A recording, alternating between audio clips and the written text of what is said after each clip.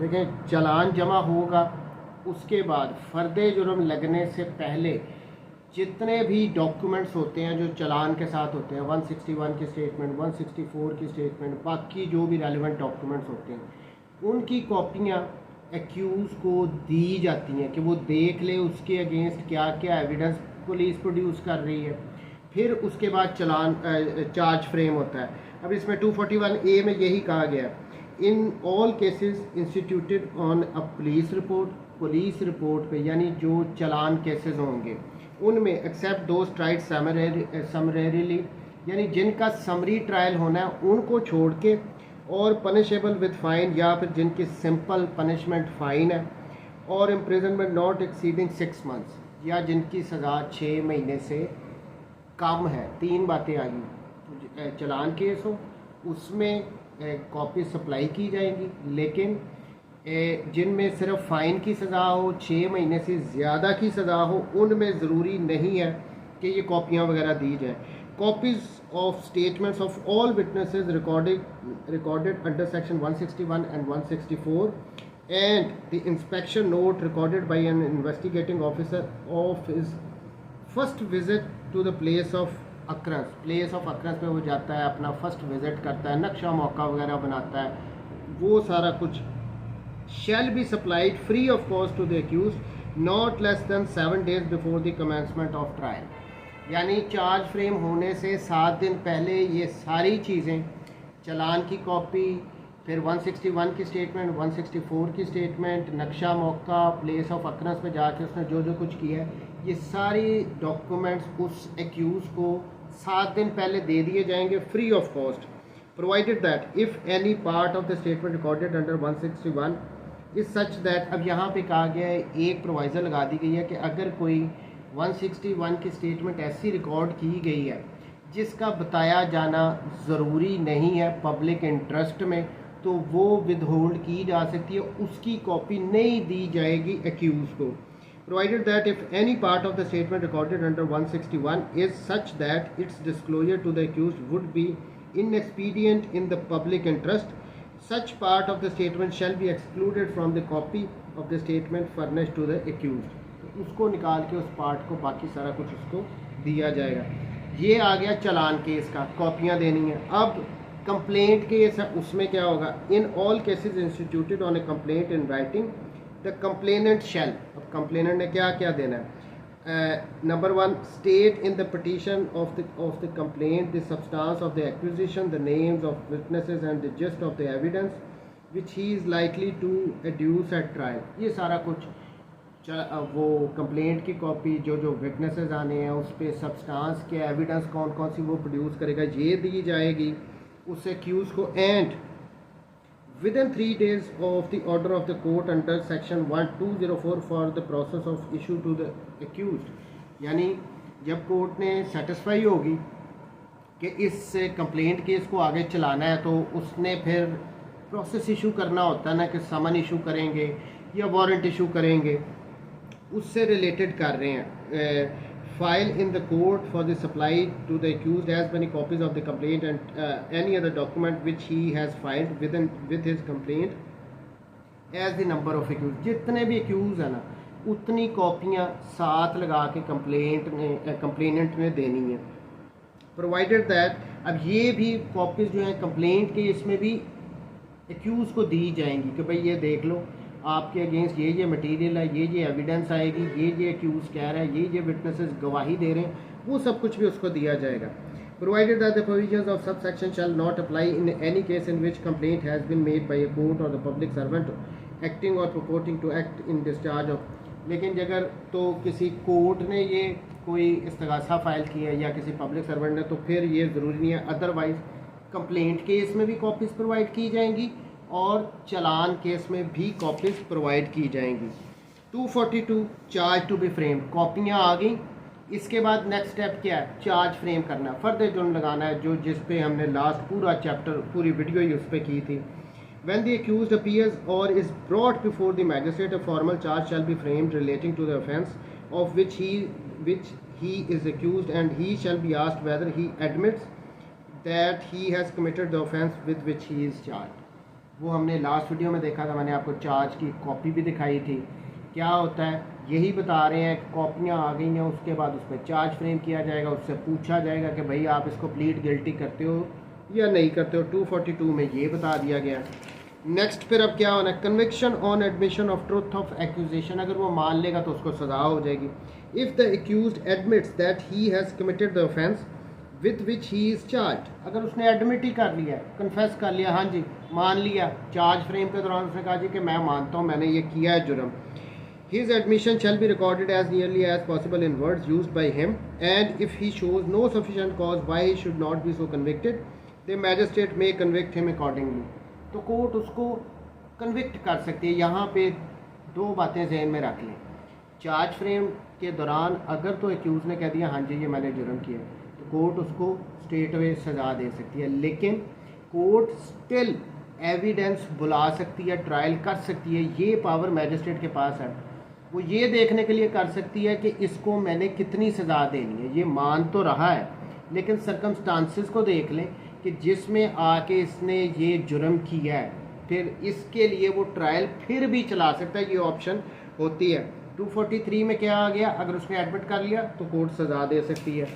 244 जहाँ पे अगर एक्यूज़ कहता है कि नहीं मैंने ऐसा कोई जुर्म नहीं किया, वो नॉट प्लीड गिल्टी कर देता, तो फिर क्या होगा, if the magistrate does not convict the accused under the preceding section or if the accused does not make such admission, या तो जो मैजिस्ट्रेट था, मैंने आपको ऑलरेडी कहा है कि 243 में उसके पास पावर है कि बेशक उसने एडमिट भी कर लिया, उसको स्टिल उसका ट्रायल कर सकता है। यहाँ पे वो यही बात कर रहे हैं कि अगर उस सिचुएशन में कोर्ट ने उसने एडमिशन भी कर लिया फिर भी कोर्ट उसको कन्विक्ट नहीं कर रही, या दूसरी सूरत ये आ गई, एक्यूज़ एक तो एडमिशन नहीं कर रहा और कोर्ट उसको सज़ा नहीं दे रही, फिर भी the magistrate shall proceed to hear the complain.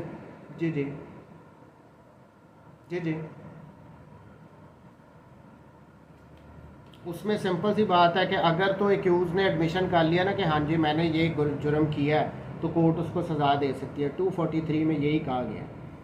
लेकिन अगर कोर्ट चाहे तो फिर भी उसका ट्रायल कर सकती है। कोर्ट को ये लगे कि मैंने ये देखना चाहती हूँ, बेशक ये मान रहा है, इसको मैंने सज़ा कितनी देनी है, इसने क्यों एडमिशन किया है, इस पर 3 साल की मैक्सिमम पनिशमेंट है, मुझे 1 साल देनी चाहिए, 2 साल देनी चाहिए, किन सर्कमस्टांसिस में इसने ये किया है, तो फिर भी कोर्ट उसका ट्रायल कर सकती है।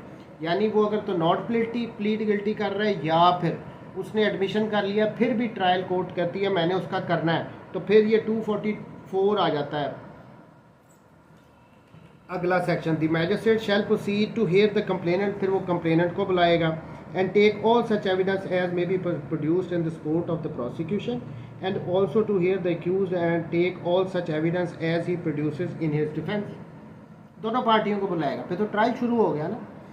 पहले प्रोसिक्यूशन को सुनेगा, कंप्लेनेंट को सुनेगा, उसकी एविडेंस को सुनेगा, उसके बाद फिर एक्यूज़ को कहेगा भी आप आ जाओ, आप अपनी एविडेंस लेके आओ। अगर वो नहीं लाना चाहता तो उसकी मर्ज़ी है, 342 में वो इनकार भी कर सकता है, लेकिन अगर वो लेके आता तो दोनों पार्टियों को सुनेगा, यानी ये ट्रायल होगा उसका। Provided that magistrate shall not be bound to hear any person as complainant in any case in which complaint has been made by a court.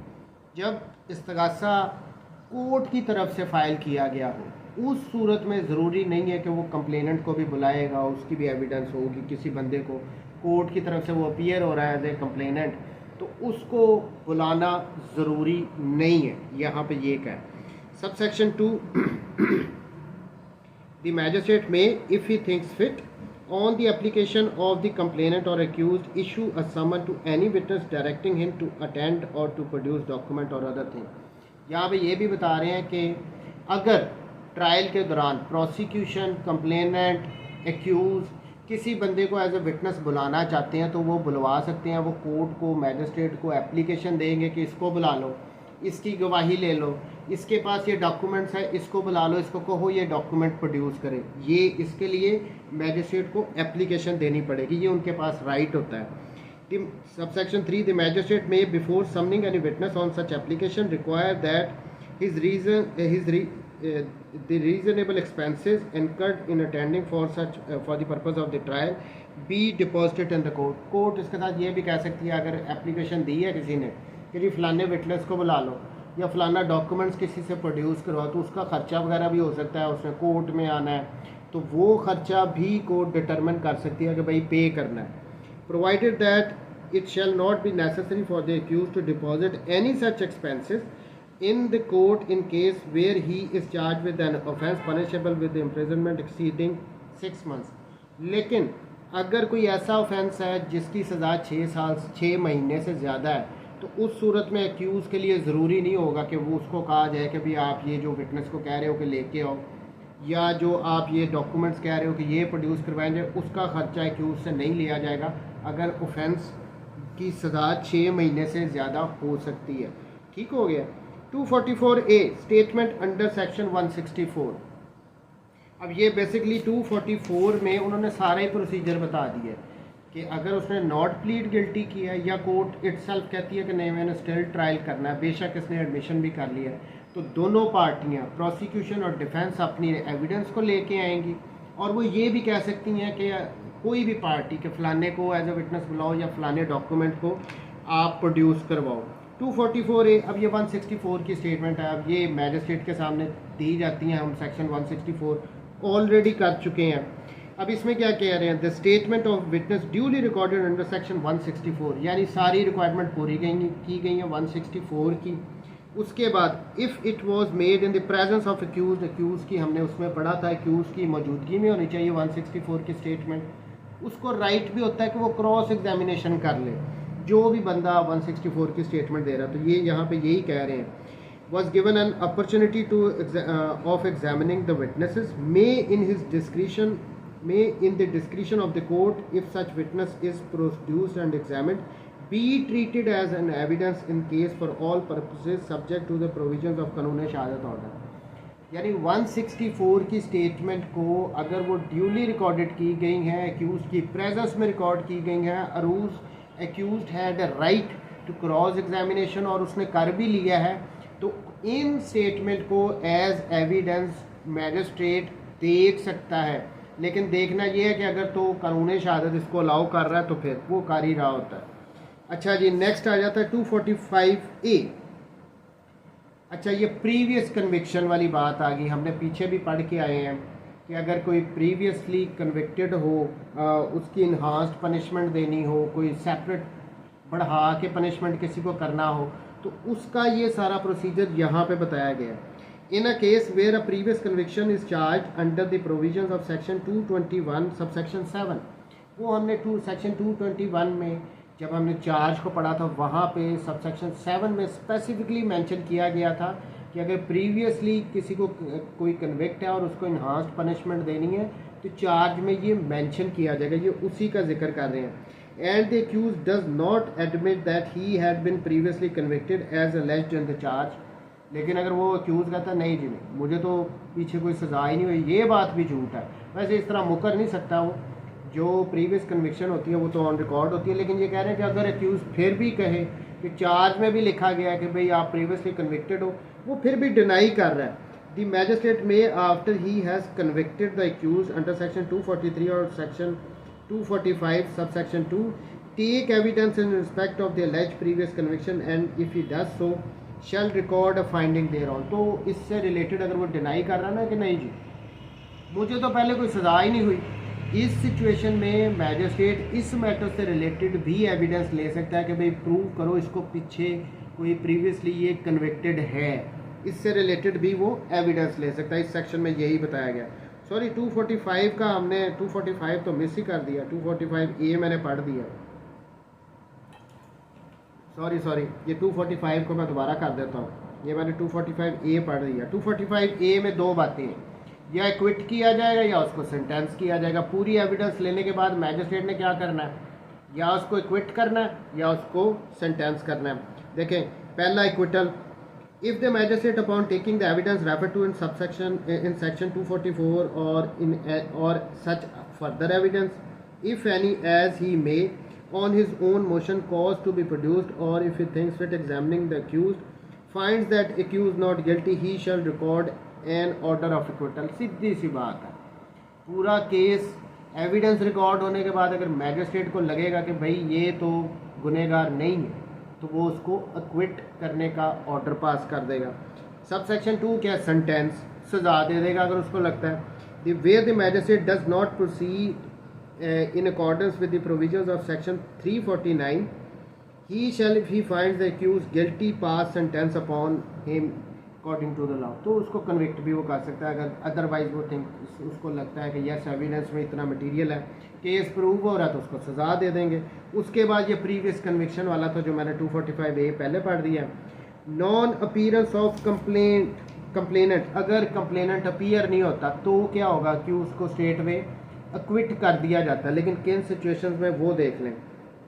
247, if the summons has been issued on complainant, complainant को summons issue किए गए and upon day appointed for the appearance of the accuse or any day subsequent there on to which the hearing may be adjourned, the complainant does not appear, the magistrate shall notwithstanding anything contained before acquit the accused. अगर trial शुरू हो गया, complainant नहीं आ रहा, तो यहाँ पे magistrate क्या कर सकता है, एक्विट कर सकता है उसको, एक्यूज को, अनलेस, लेकिन आगे अनलेस फिर कंडीशन आ गई, unless for some reasons thinks proper to adjourn the hearing of the case और for some other day.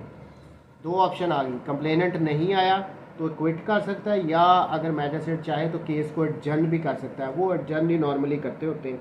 Provided that where the complainant is a public servant or his personal attendance is not required, the magistrate may dispense with his attendance। कोई public servant है, complainant है, तो उसकी हाज़िरी को dispense भी कर सकते हैं। Provided further that nothing in this section shall apply where the offence of accused charge is either cognizable और नॉन कंपाउंडेबल। अब ये वो आगे भी फर्दर कह रहे हैं कि ये सेक्शन उस वक्त अप्लाई नहीं होगा अगर जो ऑफेंस है वो कॉग्निजेबल हो और नॉन कंपाउंडेबल हो, फिर वो इस तरह एक्विट नहीं कर सकता उस एक्यूज़ को। दो कंडीशन, या तो ऑफेंस कॉग्निजेबल हो या फिर नॉन कंपाउंडेबल, यानी उनमें सुलह नहीं अगर ऑफेंस में हो सकती, तो फिर इस सिचुएशन में वो उसको क्विट नहीं कर सकता। 248 विड्रॉवल ऑफ द कंप्लेंट, कि क्या ये कंप्लेनेंट जो है वो अपनी जो उसने कंप्लेंट फाइल की हुई है उसको विड्रॉ कर सकता है।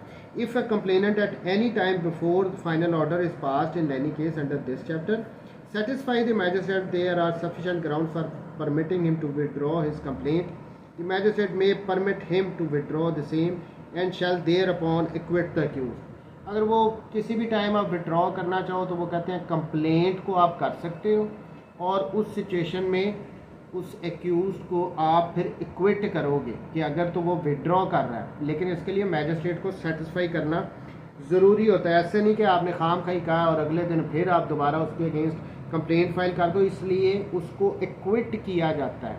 जब विड्रॉ करेगा कंप्लेनेंट कंप्लेंट को तो फिर इक्विट ही होना है।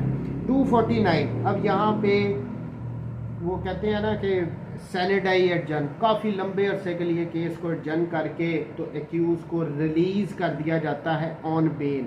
249 में ये है, देखें ये बड़ा इंपॉर्टेंट सेक्शन है 249 और 249A। In any case instituted otherwise than upon complaint, complaint के अलावा कोई दूसरा केस हो, वो कौन सा केस होगा, चलान केस होगा। A magistrate of first class or with the previous sanction of the session जज any other magistrate for may for reasons to be recorded by him stop the proceedings at any stage without pronouncing any judgment either of acquittal or conviction and may thereupon release the accused। यानी कोई भी एक ऐसी situation आ गई है जिसमें जज को ये लगता है कंप्लेनेंट नहीं आ रहा, किसी वजह से कोई एविडेंस नहीं आ रही, वो यहाँ पे प्रोसीडिंग्स को स्टॉप कर देगा, कोई ऑर्डर नहीं पास करेगा कन्विक्शन का या उसको एक्विटल का, लेकिन उसको रिलीज़ कर देगा ऑन पे। अब इसको उससे श्योरिटी बॉन्ड वगैरह, फिर अगर कभी चाहे कोई दोबारा एविडेंस नहीं आ जाए, ज़रूरी हो अब ट्रायल चलाया जा सकता है, तो फिर दोबारा भी बुलाया जा सकता है। यहाँ पे रिलीज़ का वर्ड है, एक्विट का वर्ड नहीं है। 249 में हमेशा रिलीज़ किया जाएगा और प्रोसीडिंग्स को रोक दिया जाएगा जितने, अब इसमें टाइम नहीं मेंशन किया जाता कि कितनी देर के लिए उसको ये केस को रोकना। 249A इक्विटल, इक्विट कर सकते हैं। देखें किसी भी स्टेज पे अगर मैजिस्ट्रेट को ये लगता हो कि ये चार्ज ग्राउंडलेस है, जो एविडेंस आई है वो उससे ये केस प्रूव नहीं होना, इसके अगेंस्ट जुर्म साबित नहीं होना, तो कोर्ट तो मैजिस्ट्रेट उसको किसी भी टाइम पे एक्विट कर सकता है। ये इसका सिंपल सा फार्मूला है। बेसिकली इसके पीछे आइडिया ये है कि जब नज़र आ रहा है कि भाई इसको तो सज़ा होनी ही नहीं है, तो उस बेचारे का पूरा ट्रायल क्यों करवाया जाए, उसको पहले एक्विट कर दो। ये है सेशन कोर्ट जब ट्रायल करती है 265K उसमें ये पावर है, और जब मैजिस्ट्रेट ट्रायल कर रहा है तो 249A इसमें ये पावर है कि किसी भी टाइम। देखें nothing in this chapter shall be deemed to prevent a magistrate from acquitting an accused at any stage of the case if after hearing the prosecution and the accused and for the reasons to be recorded he considers that the charge is groundless and there is no probability of the accused being convicted of any offense। वो evidence आ गई। Normally practice में ये होता है कि magistrate के सामने जब ट्रायल चलवाते हैं ना, शुरू हो जाता है, तो प्रोसिक्यूशन का एक आधा अगर विटनेस हुआ, वो फॉर इंस्टेंस वो आई विटनेस है, उसने आके ऐसी बात कर दी जिससे केस ही फारिग हो गया, तो इसका मतलब ये है कि अब इसको सज़ा तो नहीं होनी। कोई मटीरियल एविडेंस, कोई विटनेस जो है वो इस किस्म की बात कर दे जिससे पक्का पता हो गया ले अभी अब ये बरी है, अब इसको सज़ा नहीं हो सकती, उस सिचुएशन में मैजिस्ट्रेट बजाय इसके कि पूरा ट्रायल चलाए, वो उसी वक्त आगे केस नहीं चलाता और उसको क्विट कर सकता है। 249A में सेशन जज जो होती है, सेशन कोर्ट होता है, वो 265K में उसके पास यही पावर है। यहाँ तक कोई क्वेश्चन आ तो पूछो।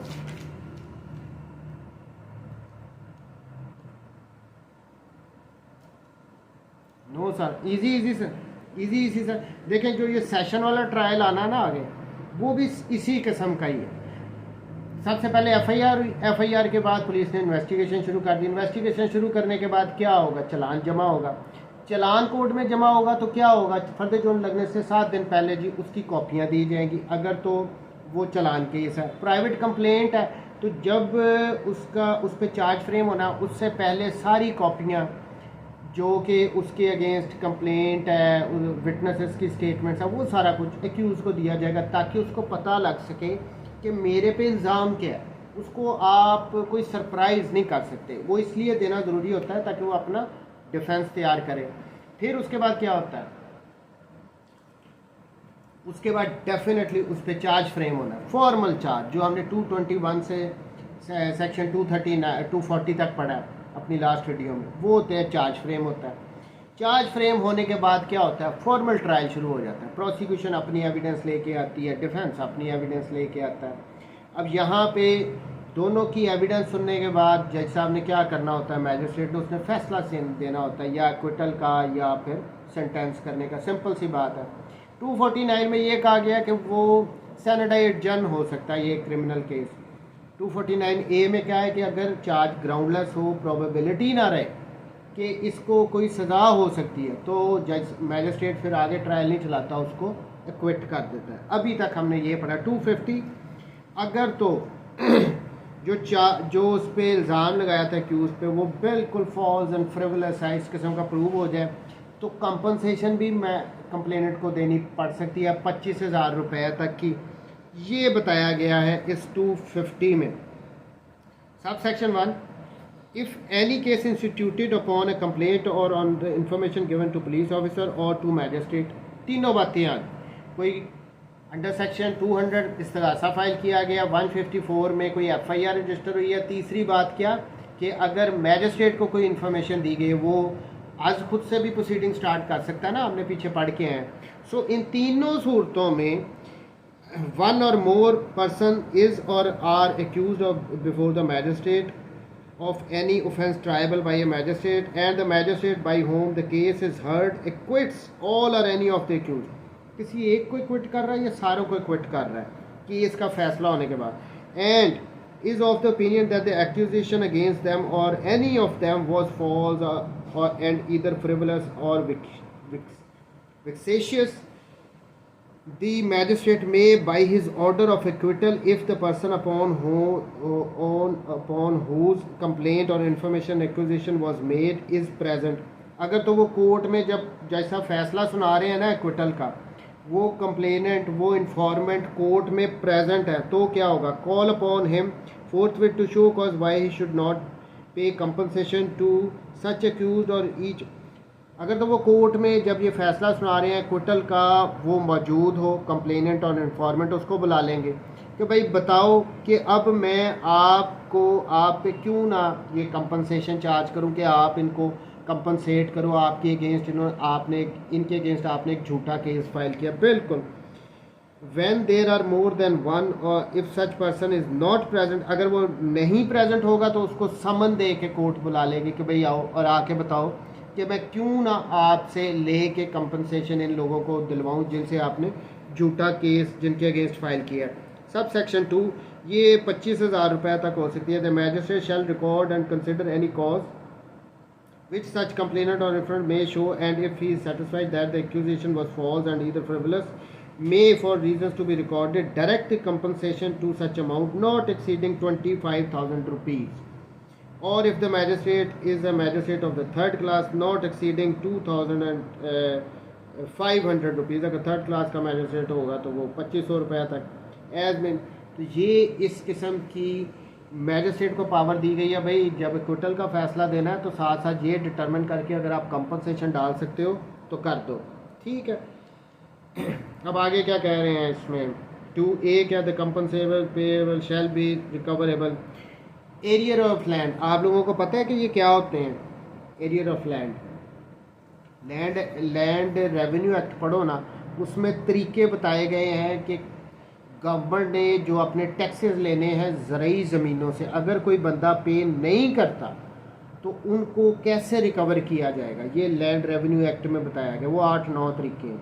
यहाँ पे ये कह रहे हैं कि ये जो कंपनसेशन अगर कोर्ट लगा रही है ना तो ये उन्हीं तरीक़ों से वसूल भी की जाएगी, जान नहीं उस बंदे की छुटेगी जब तक वो ये पे नहीं करेगा।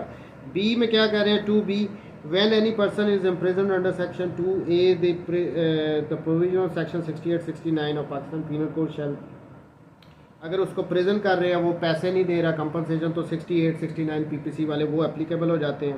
सी में क्या कह रहे हैं, no person who has been directed to pay compensation under this section shall by reason of such order be exempted of from any civil or criminal liability in respect of complaint made. और वो कह रहे हैं यहाँ पे ये इसमें 2C में कहा है कि ठीक है कंपनसेशन तो लगा दी, लेकिन इसका मतलब ये नहीं है कि फॉल्स एक्यूजिशन का वो कोई केस उसके अगेंस्ट एक्यूज़ नहीं कर सकते। वो एक सेपरेट प्रोसीडिंग्स भी चला सकते हैं कि इसने मेरे पे झूठा केस चलाया, चाहे सिविल की दावा कर लें चाहे वो क्रिमिनल का करें, वो एक सेपरेट चीज़ होगी।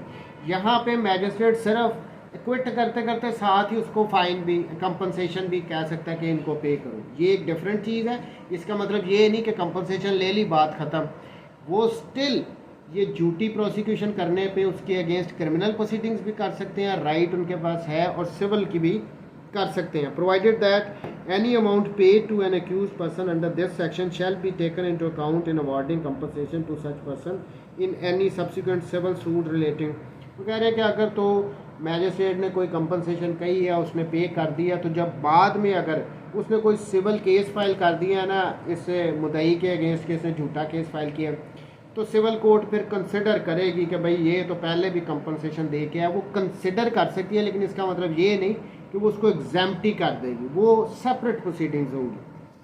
3 में क्या है, एक कंप्लेनेंट और informant who has been ordered under subsection 2 by a magistrate or second class judge to pay compensation or has been so ordered by a magistrate, compensation exceeding 50 rupees may appeal from the order in so far as relates to the payment of the compensation। वो अगर तो उसको 50 रुपये से ज़्यादा की उस पर कंपनसेशन लगाई है तो वो अपील भी कर सकता है, ये इसमें 3 में बताया गया। 4 में क्या है, when an order of payment of compensation to an accused person is made in a case which is subject to appeal under subsection 3, the compensation shall not be paid to him before the period allowed for the presentation of the appeal has elapsed। देखें appeal वो अगर तो कर सकता है, उसके पास right है 50 रुपये से ज़्यादा का उसको कंपनसेशन लगा दिया है। तो अगर तो जो टाइम पीरियड प्रोवाइडेड है उसके जब तक वो नहीं गुजर जाता ना तब तक वो ज़रूरी नहीं है कि वो कंपनसेशन पे करे। जब वो टाइम गुजर जाएगा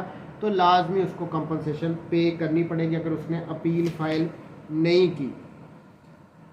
अच्छा जी, 250A special summons in cases of petty offences. Petty offences होते हैं छोटे छोटे ऑफेंसेस, ऐसे ऑफेंसेस जिनमें सज़ा सिर्फ और सिर्फ जुर्माना है, कोई इम्प्रिजनमेंट नहीं है, उसको हम पिटी केसेस कह लेंगे। अब इसमें क्या कह रहे हैं, ये स्पेशल समन्स की बात हो रही है। Any magistrate of first class empowered specially empowered in this behalf by the provincial government taking cognizance of any offence punishable only with fine शैल।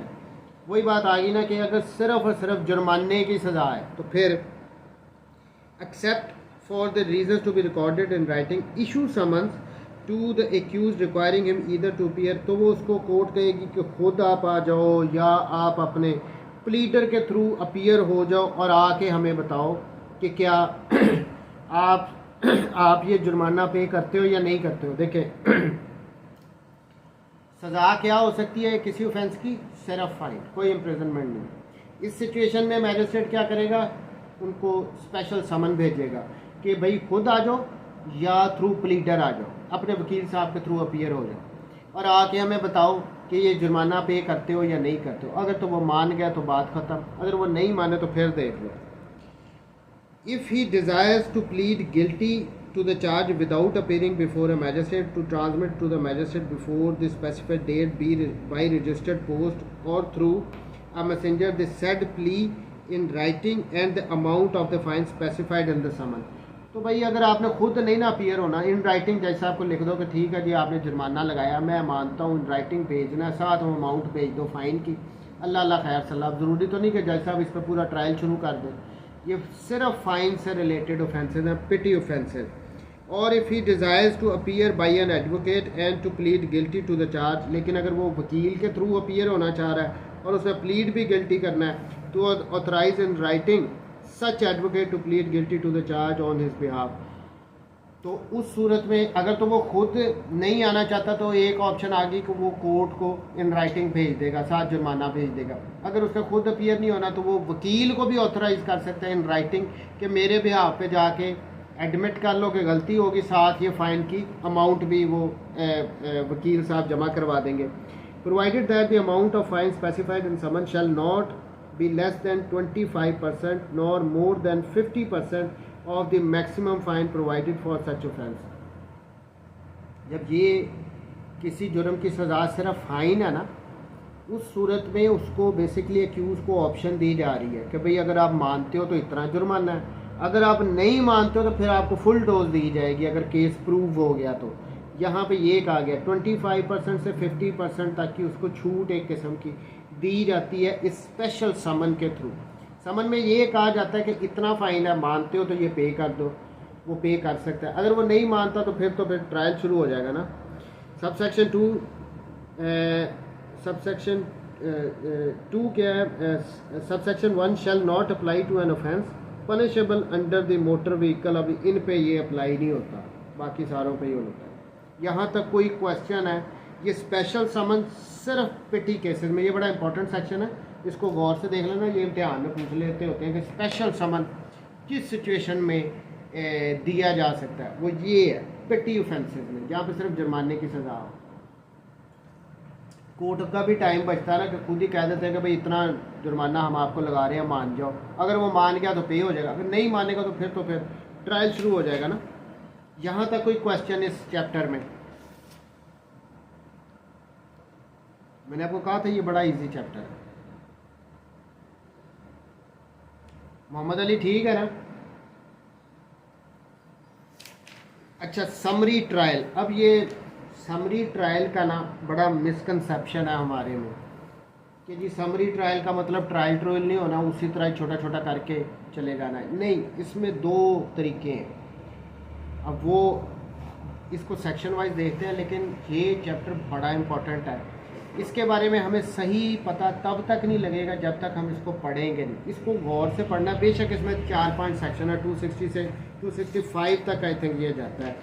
पहले क्या कह रहे हैं, power to try summarily notwithstanding anything content in this code. अच्छा, कौन कौन से magistrate first class, number ये ए तो ओमिटेड है,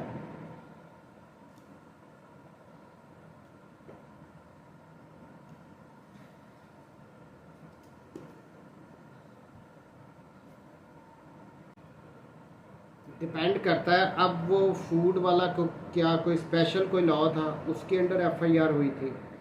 ये बात कर रहे हैं जो यहाँ पे सेक्शन है ना, ये पीपीसी के। अगर तो कोई स्पेशल लॉ में एफआईआर हुई है तो उसमें देखना पड़ता है कि क्या उस लॉ में क्या कोड अप्लाई होती है, सीआरपीसी के प्रोसीजर अप्लाई होने हैं। अगर तो सीआरपीसी के प्रोसीजर अप्लाई होने हैं फिर तो ये 250 हो सकता है, ये देखना पड़ता है। देखें, एक तो पीपीसी है, पीपीसी पे तो कोई दूसरी बात ही नहीं है, उस पर तो सीआरपीसी यही लगनी है। लेकिन अगर कोई स्पेशल लॉ है तो उसमें फिर हम जाके देखते हैं ना कि सीआरपीसी एप्लीकेबल है या नहीं है, क्या उन्होंने अपना प्रोसीजर प्रोवाइड। बहुत सारे ऐसे ऑर्डिनेंस आते हैं पंजाब के जो लोकल लॉज होते हैं। अब जिस तरह ये आया था, ये कोरोना के दौर में भी एक आ गया था, भी इकट्ठे नहीं होना, इस किस्म का भी एक बड़ी एफआईआर वगैरह हो रही थी। सो हर ये जो लोकल लॉज होते हैं, कोई स्पेशल लॉज होते हैं, उनमें हमें देखना यही पड़ेगा क्या सीआरपीसी एप्लीकेबल है या नहीं है, वहाँ पे हमें हमारा जवाब मिलता है। तो इसलिए मैं अब इसका कुछ बता नहीं सकता हूँ। या तो मुझे बताओ कि वो एफआईआर किस कानून के तहत हुई थी, वो देते हैं ना वो सेक्शन फलाना फलाना इस एक्ट का, इस ऑर्डिनेंस का, उस ऑर्डिनेंस उस एक्ट को जाके देखो, वहाँ पे आपको इसका जवाब मिल जाएगा बात का। ठीक है, ये अब हर केस का समरी ट्रायल नहीं हो सकता। ये 260 में स्पेसिफिकली मेंशन कर दिए गए हैं कि कौन कौन से ऑफेंसेस का समरी ट्रायल होगा। पहली बात तो ये बता रहे हैं इसमें कि any magistrate of first class specially empowered in this behalf by the provincial government. First class के मैजिस्ट्रेट को अगर तो प्रोविंशियल गवर्नमेंट ने पावर दी हुई है तो वो कर सकते हैं। Secondly, benches of magistrate, any bench of magistrate invested with the powers of magistrate of first class and specially empowered in this behalf by the provincial government। या तो फर्स्ट क्लास का मैजिस्ट्रेट या एक मैजिस्ट्रेट का benches जिसको first class के magistrate की powers दी गई हो प्रोविंशियल गवर्नमेंट की तरफ से, वो ये समरी ट्रायल कर सकते हैं। ठीक है, आगे आ जाओ। मे इफ ही और they think fit in a summary way all or any of the following offences. अगर वो सेटिस्फाई हो कि भाई इसका पूरा ट्रायल नहीं चलाना, इसको समरी वे से कर लेते हैं, तो वो कर सकते हैं। लेकिन कौन से ऑफेंसेस जो ये लिस्ट बता दी गई है, इससे बाहर वाले नहीं स्पेसिफिकली। अब एक तो पहली बात कह रहे हैं कि जिनकी सज़ा 6 महीने तक है ना, उन ऑफेंसेस की ए में ये बताया गया कि उनका समरी ट्रायल वो कर सकते हैं। फिर ये वेट एंड मेजर से रिलेटेड सेक्शन 264, 65, 66 इनसे रिलेटेड कर सकते हैं। आपने वेट एंड मेजर्स की बात की थी मोहम्मद अली अभी। अच्छा चलो, फिर आ जाओ हर्ट के केस में। हर्ट के केसेस में वो कह रहे हैं अगर 337A1 होगी जो सबसे माइनर होती है, उसका वो कर सकते हैं। फिर उसके बाद नेक्स्ट वन, अगर थेफ्ट का केस है 379, 380 और 381, ये थेफ्ट के जो केसेस हैं, इनमें अगर जो चीज़ चोरी की गई है उसकी वैल्यू 10,000 रुपये से कम होगी तो उसका समरी ट्रायल हो सकता है। फिर मिस अप्रोप्रिएशन ऑफ प्रॉपर्टी, अमानत में ख़यानत अगर किसी ने की है, उसकी जिस चीज़ की अमानत में ख़यानत की गई है उसकी वैल्यू भी 10,000 रुपये से अगर कम है तो उसका समरी ट्रायल हो सकता है। फिर स्टोलन प्रॉपर्टी है अगर 411, तो उसकी भी अगर स्टोलन प्रॉपर्टी जो है वो उसकी अमाउंट, उसकी वैल्यू 10,000 रुपये से कम है, उसका समरी ट्रायल हो सकता है। Receiving and retaining stolen property, ये सारे आ गए। अच्छा, कंसीलमेंट ऑफ स्टोलन प्रॉपर्टी, ये भी अगर कोई असिस्ट कर रहा है तो उसका भी, लेकिन उस प्रॉपर्टी की जो वैल्यू है वो 10,000 से कम होनी चाहिए। मिसचीफ अंडर सेक्शन 247, अगर जो मिसचीफ होती है ना, किसी की चीज़ को ख़राब कर देना, आग लगा देना, गाड़ी तोड़ देना, ये मिसचीफ के केसेस भी कर सकते हैं समरी ट्रायल उसके, हाउस ट्रेस पास 448, ये सारे सेक्शंस लिखे हुए हैं, इनके हो सकते हैं। Insult with intent to provoke a breach of peace 504 506, criminal intimidation, इनके केसेस भी समरी ट्रायल अगर मैजिस्ट्रेट चाहेगा फर्स्ट क्लास वाला तो कर सकता है अगर उसको लगता हो। फॉर इंस्टेंस अगर लगा ही सिंपल एक ही 504 लग गया, 506 लग गया, तो वो चाहे तो उसका कर सकता है। अगर इसके साथ दूसरे ऑफेंसेस ऐड हैं, सिर्फ 504 ही नहीं है उसके, 506 ही नहीं है, 411 ही नहीं, उसके साथ और भी ऑफेंसेस लगे हुए हैं, फिर उसकी मर्जी है भाई। लेकिन अगर वो सिंपल ये इस किस्म के लगे हुए हैं तो फिर वो उसका समरी ट्रायल कर सकता है। फिर आखिर में क्या कह रहे हैं, ऑफेंसेस पर्सोनेशन ऑफ इलेक्शन 171F, ओ किसी की जगह कोई दूसरा बन के जाके वोट डाल देना। पर्सोनेशन होता है ना कि अपनी जगह के खुद किसी और का रूप धार लेना, कोई मैं बन जाऊँ कि जी मैं ऐसी जाके मैं लोगों को चीट करना शुरू कर दूँ, ये पर्सोनेशन होती है। कोई बंदा किसी दूसरे की जगह जाके वोट डाल देगा, तो इस सूरत में ये भी summary trial. Abetment of any foregoing offences, कि ये जितने भी ऊपर ऑफेंसेस बताए हैं इनकी अगर कोई अबेटमेंट करता है तो उसको भी आप समरी ट्रायल कर सकते हो। अटैम्प्ट टू, अच्छा अगला आ जाता है कि अगर किसने इन्हीं ऑफेंसेस की जो ऊपर पड़े हैं इसकी अटैम्प्ट की हो तो उनका भी समरी ट्रायल हो सकता है। अंडर सेक्शन क्या वो ये कैपिटल ट्रेसपास एक्ट 20 सेक्शन जो है उसका भी हो सकता है summary trial. So magistrate first class, benches of magistrate जिनके पास पावर हो फर्स्ट क्लास मैजिस्ट्रेट की, इन ऑफेंसेस में अगर उनको लगता हो कि समरी ट्रायल के थ्रू बात बन सकती है तो समरी ट्रायल करेंगे, वो पूरा ट्रायल नहीं चलाएंगे। जो हम पिछले चैप्टर में सारे प्रोसीजर्स पढ़ के हैं वो समरी वे में ही इन मसलों को डिसाइड कर देंगे। 260 में कोई क्वेश्चन है तो पूछ लो, अभी तक बड़ा क्लियर सा स्ट्रेट फॉरवर्ड सा इसमें मैटर था, नहीं आगे चलते हैं। 261 power to invest benches of magistrate and magistrates with less powers. The provincial government may, on the recommendation of High Court, confer of any bench of powers of a magistrate of second or third class to try summarily, और ये sections बताए गए हैं, इनमें power दी जा सकती हैं provincial government की तरफ से मैजिस्ट्रेट को कि वो इनको समरी ट्रायल कर सकते हैं। 261 में 262 इंपॉर्टेंट है, procedure prescribed in chapter 20 applicable. अब चैप्टर 20 हम इससे पहले पढ़ के आ रहे हैं, सारा ट्रायल जो प्रोसीजर बताया। अब ये क्या कह रहे हैं, sub section 1, in trials under this chapter the procedure prescribed in chapter 20 shall be followed except hereinafter mentioned. वो कह रहे हैं प्रोसीजर जो अडॉप्ट होना है ना, ये जो समरी ट्रायल में मैजिस्ट्रेट ने करना है या मैजिस्ट्रेट के बेंच ने करना है, वो चैप्टर 20 वाला ही अडॉप्ट होगा, लेकिन उसमें कुछ ना कुछ कमियां होनी है, वो बाद में बता रहे हैं। Subsection 2, limit of imprisonment, no sentence of imprisonment for a term exceeding 3 months shall be passed in the case of any conviction under this chapter. इस चैप्टर के अंडर किसी को अगर समरी वे से ट्रायल उसका किया गया तो उसको 3 महीने से सज़ा ज़्यादा नहीं दी जा सकती।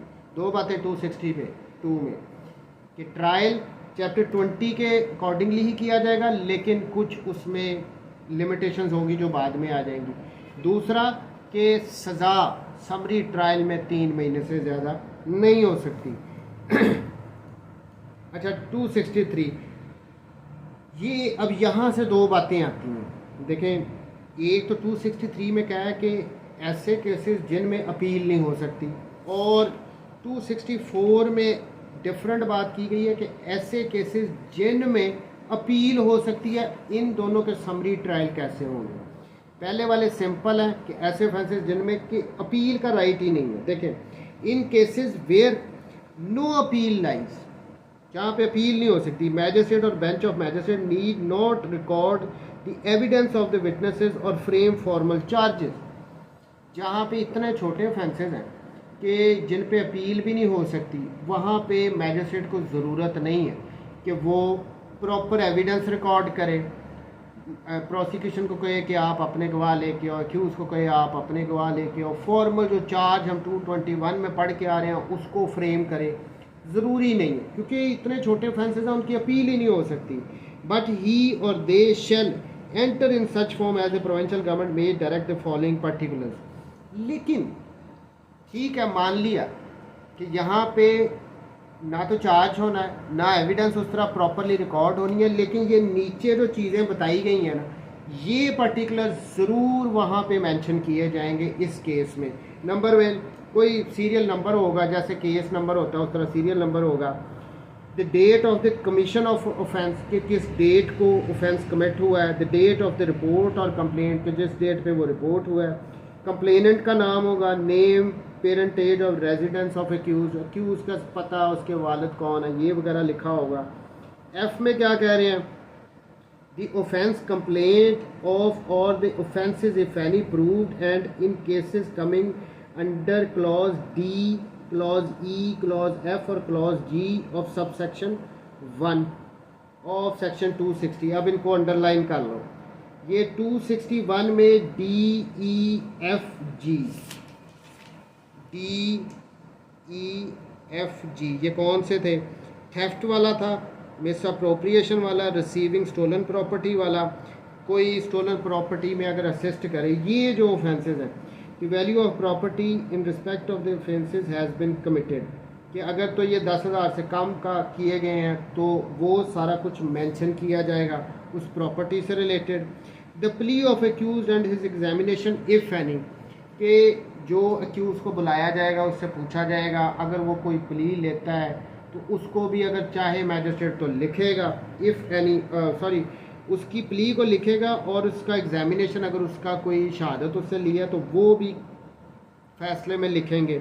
आगे क्या कह रहा है, the finding and in case of conviction a brief statement of the reasons thereof, कि ये अगर तो उसके बाद उसका अक्यूज़ को बुला के पूछा भी, हाँ तुमने ये जुर्म किया, कोई एविडेंस अगर वो ले आया है, उसके बाद अगर फैसला मैजिस्ट्रेट ये कर रहा है कि मैं इसको सज़ा दे रहा हूँ, फॉर इंस्टेंस 3 महीने की मैं सज़ा दे रहा हूँ, दे सकता है ना 3 महीने तक की, तो ज़रूरी नहीं कि वो पूरी जजमेंट लिखनी शुरू कर देगा, वो ब्रीफ सी अपनी रीजंस लिखेगा कि भाई मैं इसको सज़ा क्यों दे रहा हूँ। दी सेंटेंस और अदर फाइनल ऑर्डर, वो ये लिखेगा, ये रीजंस सेंटेंस कितनी होगी या फाइनल ऑर्डर अपना लिखेगा।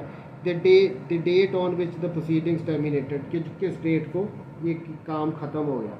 सो जिन केसेस में अपील नहीं हो सकती वहाँ पे ये ना फॉर्मल चार्ज होगा, ना एविडेंस प्रॉपरली ली जाएगी, बड़ी चौड़ी जजमेंट नहीं होगी, और ये छोटे छोटे उन्होंने काम करने हैं। फाइनल ऑर्डर देना ज़रूरी, सिर्फ रीजनिंग छोड़ी ब्रीफली देनी है, बड़ी जजमेंट्स नहीं लेनी।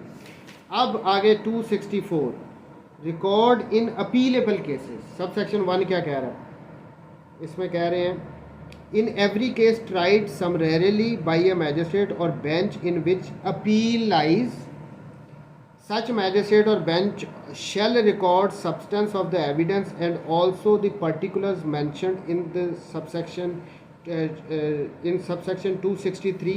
ये 263 वाले पर्टिकुलर भी यहाँ पे लिखे जाएंगे, और एविडेंस भी, सब्सटेंस ऑफ द एविडेंस यानी उस एविडेंस की मोटी मोटी बातें भी लिखी जाएंगी। And shall before passing any sentence record judgment in the case, sentence देने से पहले उसने बाकायदा जजमेंट पास करनी है। जहाँ पे अपील हो सकती है, जहाँ पे अपील नहीं हो सकती तो वहाँ पे तो बिल्कुल सिंपल हो गया था काम। जहाँ पे अपील हो सकती है वहाँ पे एविडेंस का सब्सटेंस भी लिखना है उसने, और जो ये 263 वाली सारी चीज़ें थी ये भी लिखेगा, और लेकिन जजमेंट भी यहाँ पे लिखी जाएगी। 263 में जजमेंट नहीं लिखेगा, वहाँ पे एक ऑर्डर होगा जिसमें अपनी रीजनिंग देगी। 263 में जजमेंट, क्योंकि इसके अगेंस्ट अपील होनी होती है। ठीक हो गया। Language and of record and judgment के, लैंग्वेज इंग्लिश होगी या जो कोर्ट की लैंग्वेज है उसमें ये सारे प्रोसीजर होंगे। Records made under section 263 and judgment recorded under section 264 shall be written by the presiding officer either in English or in the language of the court, or if the court to which such presiding officer images were, यानी या तो English होगी या court की जो भी language है। अब इसकी मैं एग्जांपल इस तरह देता हूँ कि देखिए हमारे पंजाब में प्रोसीडिंग्स मोस्टली इंग्लिश में होती हैं, लेकिन उर्दू में भी हो सकती हैं। इसी तरह सिंध में अगर चले जाएँ वहाँ पे सिंधी में भी होती हैं, तो वो यही कह रहे हैं या तो इंग्लिश में होगा या जो भी कोर्ट लैंग्वेज होगी उसमें होगी। अब ये इसमें सब सेक्शन 2 में सिंपली कहा गया कि ये जो बेंच है ना मैजिस्ट्रेट का, ये ऑथराइज होगा कि अपनी किसी क्लर्क को भी अपॉइंट कर ले, वो उनके बिहाफ पे ये सारा कुछ लिखे लुखे, यही इसमें दिया गया 265 में। सो समरी ट्रायल 260 में ऑफेंसेस बताए गए हैं, जिनका समरी ट्रायल हो सकता है। कौन कर सकता है? मैजिस्ट्रेट फर्स्ट क्लास या बेंच ऑफ मैजिस्ट्रेट जिसको फर्स्ट क्लास मैजिस्ट्रेट की पावर दी, ये ऑफेंसेस हो सकते हैं। ठीक है, फिर इसके बाद आ जाता था कि प्रोसीजर कौन सा होगा, वो इस चैप्टर 20 वाला, लेकिन समरेरिली पूरे का पूरा नहीं अडॉप्ट होना। ऑब्वियसली उसमें क्या बताया था, अब यहाँ पे अगर तो 3 महीने से ज़्यादा सज़ा नहीं दे सकते, अगर तो ऐसे ऑफेंसेस हैं जिनकी अपील नहीं हो सकती, तो ना फॉर्मल चार्ज फ्रेम होगा, ना प्रॉपर एविडेंस ली जाएगी और ना जजमेंट लिखी जाएगी। सिर्फ ये 263 वाला जो परफॉर्मा है ना, ये फिल करके ऑर्डर जो होगा उसमें ब्रीफली सारा कुछ लिखा जाएगा। अगर अपीलेबल होंगे तो एविडेंस का सब्सटेंस लिखा जाएगा, बाकायदा जजमेंट दी जाएगी। ठीक है, अब इसमें जो सुना जाता है ना समरी ट्रायल में, वो उस तरह नहीं शुरू हो जाता कि जी प्रोसिक्यूशन अपना पहले लेके आ रही है, पहले विटनेस को उस पर क्रॉस चीफ शुरू लिखवा हो और उसे चीफ करवाना है, फिर क्रॉस होना है, फिर दूसरा विटनेस आना है, चीफ होना है, क्रॉस होना है। पहले प्रोसिक्यूशन का गया, फिर 342 की स्टेटमेंट शुरू हो गई, फिर वो कह रहा है जी कि मैं अपनी एविडेंस भी ला रहा हूँ। इस किस्म के प्रोसीजर नहीं होते। प्रोसिक्यूशन से पूछा जाएगा हाँ जी क्या केस है, उनकी जो एविडेंस है उसका मोटा मोटा लिख लिया जाएगा। क्यों? उससे पूछा जाएगा क्या कहते हो, कुछ छोटे छोटे ऑफेंस है, वो कहता है जी मैंने किया या मैंने नहीं किया, या जो भी वो एविडेंस ला रहा है उसका सब्सटेंस लिख दिया जाएगा। एंड में अगर तो अपील नहीं हो सकती तो ऑर्डर, और अगर अपील होने वाला ऑफेंसेस है तो उसकी जजमेंट पास की जाएगी। फॉर्मल चार्ज वगैरह कोई इसमें रिकॉर्ड नहीं होते। ठीक हो गया ना? अगर फॉर्मल देखें ना, आप शुरू से वहाँ से कहाँ से हो रहा है, इन्वेस्टिगेशन हो रही है, इन्वेस्टिगेशन के बाद चलान आया, चलान की कॉपियाँ दी जा रही हैं, 161 164 की स्टेटमेंट, चार्ज रिकॉर्ड हो रहा है, फिर एविडेंस बुला रहे हैं। इतने लंबे चौड़े काम नहीं होते, सीधा सीधा थापाई हो जाती है इसमें। चैप्टर 22A, अब इसमें सेक्शन एक ही है 265, उसके ही आगे बनाए गए हैं सारे। इसको भी अभी कर लेते हैं। क्या कह रहे हैं 265A, trial before session court to be conducted by a public prosecutor in every trial before a court of session initiated upon a police report the prosecution shall be conducted by public prosecutor. सरकारी वकील case को लेके चलता है session court में, DDPPs होते हैं वो। चलान प्रोसिक्यूशन ब्रांच में जमा करवाया जाता है, वो इस प्रोसिक्यूटर के थ्रू कोर्ट में आता है, फिर कोर्ट कॉग्निजेंस लेती है। तो यहाँ पे जितना भी केस होता है ना ऑन पेपर, वो ये पब्लिक प्रोसिक्यूटर ने चलाना होता है। लेकिन वैसे तो चल तो जो कंप्लेनेंट का मुद्दई का वकील होता है वही लगा होता है सारे काम करने, लेकिन इन फैक्ट ये सारे काम जो पेपर पे होने हैं वो प्रोसिक्यूटर ने करने होते हैं, पब्लिक सरकारी वकील ने करने होते हैं। 265B, procedure by the high court and court of session. अब प्रोसीजर क्या है? नंबर 1, द फॉलोइंग प्रोसीजर, वही वाला आ गया। पहले supply of statement and documents to the accused, हमने मैजिस्ट्रेट में भी पढ़ा है, सेम वही यहाँ पे होना है कि सारी कॉपियाँ इसको प्रोवाइड की जाएंगी। कौन कौन सी कॉपियाँ? ये फ्री ऑफ कॉस्ट होंगी। अच्छा, FIR दी जाएगी। यहाँ पे बाकायदा इसमें सेशन ट्रायल में ये मेंशन करें कि ये कहाँ लाजमी देने, वहाँ पे लिखा गया था मैजिस्ट्रेट में कि जो रेलेवेंट डॉक्यूमेंट्स होंगे वो दी जाएंगे, लेकिन यहाँ पे स्पेसिफिकली मेंशन करें FIR, police report, statement 161 164, inspection जो उसने जाके वहाँ पे विज़िट वगैरह किया था वो सारा कुछ होगा। अच्छा, ये वही बात आ गई 161 और वहाँ पे लिखा था मैजिस्ट्रेट के ट्रायल में कि 161 की स्टेटमेंट का अगर कोई पार्ट ऐसा हो जो कि पब्लिक इंटरेस्ट के अगेंस्ट हो तो वो ज़रूरी नहीं बताया जाएगा। यहाँ पे 161 और 164 दोनों इंक्लूड किए गए हैं। अच्छा, कंप्लेंट में वही सारे कंप्लेंट और उसकी जितनी भी साथ रेलेवेंट डॉक्यूमेंट्स हैं वही वाले मैजिस्ट्रेट वाले, वो सारे साथ यहाँ पे लगाए जाते हैं। 265C था, 265D चार्ज, वहाँ पे भी चार्ज फ्रेम होना था ना। अब कॉपीज़ दे दी हैं उसके बाद तो चार्ज फ्रेम ही होना है, यहाँ पे भी चार्ज फ्रेम हो रहा है। अच्छा, E, ये प्ली का है। अब ये क्या कह रहे थे? Charge shall be read and explain to the accused and he shall be asked whether he is guilty और नॉट। वही वाली बात है, हम पहले भी इसको काफ़ी वो चार्ज वाले चैप्टर में भी डिस्कस करते हैं, उससे पूछते हैं भाई करते हो या नहीं करते हो। Evidence for prosecution 265F, prosecution ने अपनी एविडेंस लेके आनी है। If the accused does not plead guilty, prosecution does not convict him, वही वाली बात आ गई।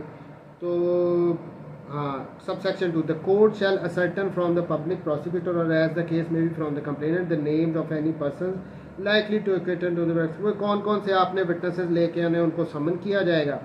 The court may refuse to summon any such person if its opinion is being called for the purpose of vexation or delay. Court को समन बताया जाएगा. यहाँ पे भी किन किन हम गवाहों को लाना चाहते हैं उनके लिए समन इशू करेंगे. कोर्ट अगर चाहे तो उनको इनकार भी कर सकती है. यानी अगर मैजिस्ट्रेट वाला ट्रायल पड़ा है ना तो इसमें और उसमें कोई फ़र्क नहीं है. ऐसे छोटे छोटे डिफरेंस है, कोई ख़ास फ़र्क नहीं हो रहा. एफ़ के बाद GHI मेरे मिसिंग है. एफ़ के बाद G क्या है? G क्या है? समनिंग बाय प्रोसिक्यूटर और डिफेंस, क्विटल और कन्विक्शन. H में आ गया procedure in case of previous conviction. ये सारे वही वाले आ गए जो मैजिस्ट्रेट वाले थे. 164 की स्टेटमेंट एडमिसिबल होंगी, वहाँ पे भी हमने पढ़ा था.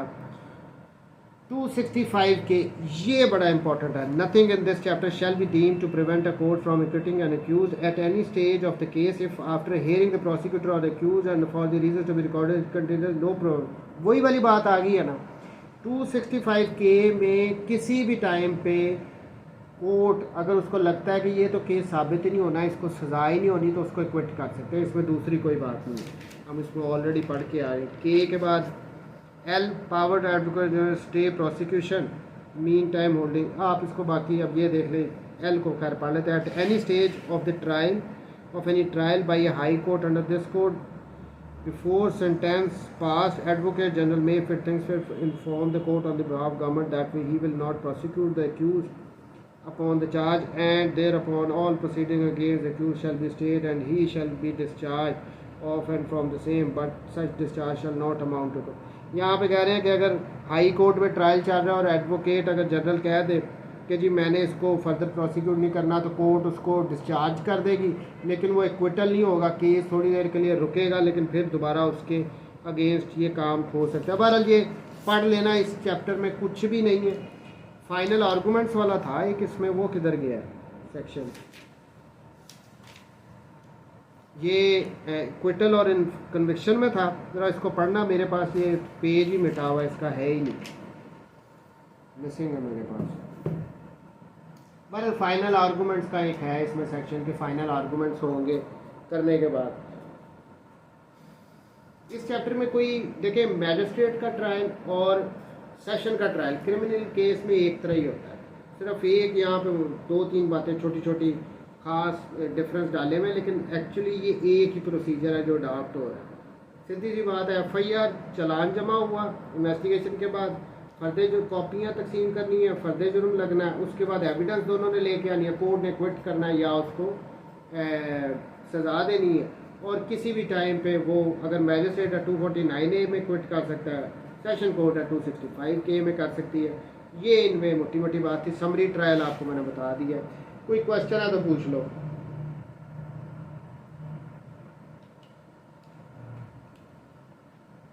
बैठा हूँ मैं, क्योंकि मैजिस्ट्रेट